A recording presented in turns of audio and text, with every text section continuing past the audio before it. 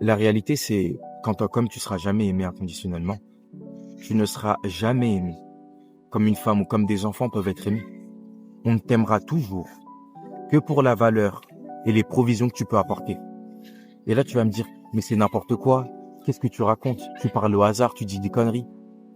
Et je vais t'amener à te poser cette question-là. Est-ce que tu t'es déjà demandé pourquoi les seules personnes qu'on qualifiait de loser, c'était les hommes? Est-ce que tu as déjà vu ne serait-ce qu'une seule personne qualifier une fille de loser? Ou un enfant de loser? Ou un vieux de loser? Jamais. Les seules personnes qui sont qualifiées de loser, c'est les hommes. Et pourquoi? Déjà, qu'est-ce que c'est qu'un loser? Un loser, c'est une personne qui n'accomplit rien de sa vie, qui ne fait qu'enchaîner les échecs et qui n'apporte aucune valeur ajoutée à la société, aux gens autour de lui, à sa famille, bref, au monde. Et ce que j'aimerais que tu me répondes là maintenant, c'est, eh bien, si on qualifie que les hommes de losers, c'est parce que la valeur d'un homme est basée sur ce qu'il peut apporter. Les femmes, on les aime pour qui elles sont. On les aime pour leur personnalité. On les aime pour leur qualité. Les enfants, on leur aime pour leur caractère. On leur aime pour leurs défauts. On leur aime pour, bref, tout ce qu'ils apportent de bon et de mauvais. Mais nous, les hommes, on ne les aime que pour ce qu'on apporte de bon. Vous n'avez pas remarqué que tout ce qui était mauvais chez nous était diabolisé? Tu me diras même ce qui est bon chez nous. On diabolise un peu tout chez nous. C'est limite si on a le droit de respirer, mais quasiment tout ce qui est propre à la masculinité est diabolisé. Aujourd'hui, les femmes ont des critères juste exponentiels. Il faut que tu fasses 6 chiffres par mois. Il faut que tu fasses plus d'1m80. Il faut que tu sois beau gosse, intelligent. Il faut que tu sois présent pour elles, mais pas trop non plus. Il faut que tu aies des activités. Il faut que tu sois toxique, mais pas trop non plus. Il faut que tu sois adorable, comme il faut que tu prennes soin d'elle.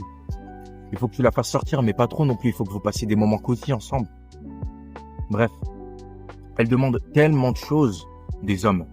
Et c'est vrai que la plupart du temps, c'est quasiment irréaliste.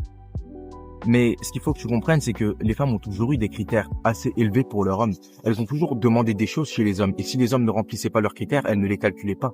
Pourquoi? Parce qu'on ne peut pas être aimé inconditionnellement. Il faut qu'on apporte des choses sur la table. C'est la triste réalité en tant qu'homme. Et oui, c'est injuste. Oui, c'est triste. Mais il faut qu'on vive comme ça. Il faut qu'on accepte cette réalité-là. Et c'est pour ça que sur cette chaîne, j'invite les gens à se dépasser. J'invite les gens à passer à l'action. J'invite les gens à devenir les meilleures versions d'eux-mêmes. J'aimerais que vous puissiez réaliser vos rêves.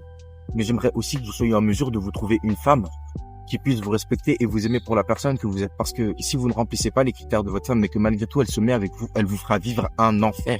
Parce qu'il n'y a rien de pire qu'une femme qui ne vous aime pas et qui ne vous respecte pas pour la personne que vous êtes. Vous savez, j'ai toujours aimé mon père. Mais quand je vous dis que je l'ai toujours aimé, c'est que je l'ai toujours aimé dans le sens où j'ai toujours eu un immense respect pour lui. Et j'ai toujours voulu être comme lui. Mais la réalité, c'est qu'il y a énormément d'enfants qui ne rêvent pas d'être comme leur père. Ils rêvent d'être comme de grands footballeurs ou comme de grands basketteurs. Et il n'y a rien de mal en ça. Dans le sens où ces personnes sont exceptionnelles. Et donc, c'est normal de vouloir être comme des personnes exceptionnelles. Mais je trouve ça quand même triste de ne pas vouloir être comme son père, de ne pas vouloir ressembler à son père, de ne pas éprouver de l'admiration pour son père. Et c'est la réalité d'énormément d'enfants. Pourquoi? Parce que leurs pères n'ont rien d'inspirant. Leurs pères sont, on va dire la vérité, des losers. Ils se sont contentés de suivre le chemin commun que la plupart des gens suivent. Et ils n'ont rien accompli. À aucun moment, ils ont essayé de se dépasser. Et donc, à aucun moment, ils sont inspirés par leur père. Je ne vous demande pas de devenir des Cristiano Ronaldo, des LeBron James, des Steve Jobs. Je vous demande juste de continuellement essayer de vous dépasser, de continuellement essayer de faire des choses. Même si, pour une quelconque raison, je venais à ne pas réussir à atteindre tous mes objectifs, à devenir ce riche entrepreneur, beau gosse, intelligent, drôle, éloquent et toutes ces choses-là, eh bien, je sais que mes enfants, tôt ou tard, finiront par voir ces vidéos. Je sais que tôt ou tard, mes enfants finiront par être amenés à faire du sport avec moi. Je sais que tôt ou tard, mes enfants finiront par voir toutes ces choses que j'aime. L'astronomie, la biologie et toutes ces choses-là, et qui seront inspirés par toutes ces choses-là. Parce qu'ils se diront, mon père a essayé de faire les choses. Il a lancé une chaîne YouTube, il a lancé des business. Actuellement, à l'heure où je vous parle, je fais du closing, mais avant, j'ai essayé de faire des sites web, j'ai essayé de faire de la TikTok Money, bref, j'ai essayé des choses ici et là.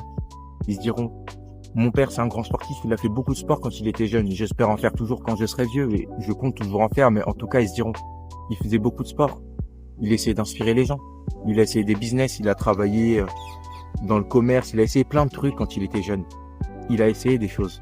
C'était pas juste un petit flemmard qui se contentait d'aller en cours et de suivre le chemin commun que tout le monde suive. C'était quelqu'un qui bossait, c'était quelqu'un d'inspirant, et ils voudront devenir comme moi. Et puis évidemment, à côté, ils auront d'autres modèles. Peut-être que mon fils voudra devenir footballeur et donc forcément, il voudra pas me prendre que moi comme exemple. Parce que peut-être qu'il sera passionné par le jeu de Messi ou de Ronaldo ou d'Mbappé ou de Lamine Yamal ou de je ne sais qui. Et donc, il se dira, mon père, il est incroyable, je veux lui ressembler. Mais parce que je veux devenir footballeur, je veux aussi ressembler à ces footballeurs exceptionnels. Ou peut-être qu'il voudra ressembler au Manodou parce qu'il veut devenir un pro en natation. Ou peut-être qu'il voudra ressembler à Teddy Riner, j'en sais rien. Il aura ces personnes-là qui l'inspirent dans les disciplines qu'il veut faire. Mais il aura aussi son père qui sera un exemple pour lui. Et c'est ça le plus important pour moi. Je veux être un exemple pour mes enfants. Je veux qu'ils puissent me regarder avec admiration et se dire, papa, c'était quelqu'un. C'est quelqu'un et je veux être quelqu'un comme lui. Mais pour ça, il faut que j'apporte de la valeur. Pour ça, il faut que j'accomplisse des choses.